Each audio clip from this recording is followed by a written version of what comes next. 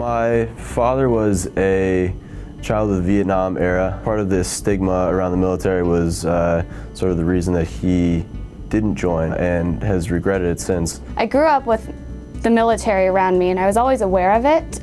When I was making my own life decisions, I couldn't really picture my life without serving. 2 years ago, when General Petraeus was the commissioning speaker for our class of 2009 at Harvard Yard, I don't remember the exact words that he used, but it was to the extent that I need Harvard graduates to help win the war. That the graduates from Harvard bring skill sets that you can't find at other universities, whether it's in regional expertise in languages and culture or the technical fields, physics, chemistry, and so forth.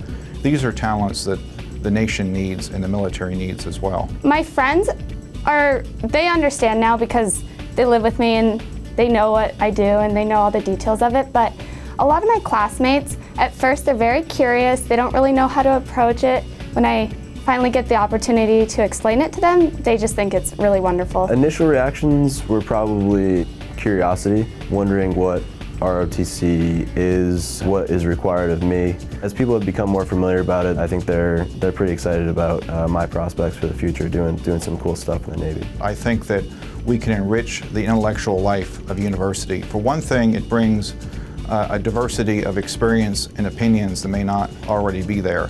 And that's part of what higher education is all about, is exposing people to a wide variety of viewpoints and opportunities. From 6 in the morning to 9 in the morning, I deal with a certain type of person, and then from 10 a.m. to 3 p.m. I'm dealing with the Harvard community. And they're two very distinct groups, but they both have a lot of diverse personalities. I think it's important for me to keep an open mind. I think all midshipmen sort of go through that. At all times I'm a midshipman, whether I'm in uniform or I'm not in uniform, and my actions directly reflect the actions of the Navy.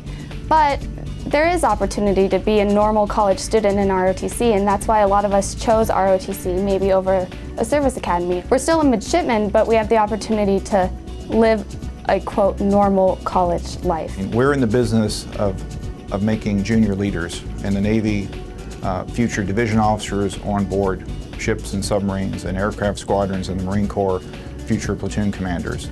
And at a time when many organizations and companies are looking for leadership experience, that's what we're in the job of doing, is developing young people into competent leaders. I don't think the leadership training can be, the value of it can be understated. Every day you're expected to lead by example.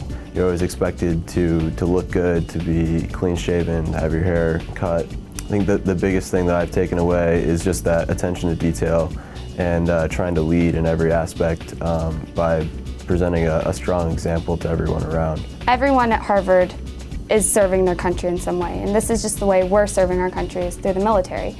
And everyone in ROTC is incredibly appreciative of Harvard's support for ROTC. I definitely am so fortunate for the opportunities I have to be at Harvard and to be a member of the ROTC program. Schools like Harvard have made a name for themselves with their famous alumni that have served in government. One of the classic examples of that is John F. Kennedy. But what was John F. Kennedy in the 1940s? He was a naval officer, and in 1963, at a speech at Naval Academy, he said that the greatest thing that a person could do in the 20th century was to say that I served in the United States Navy.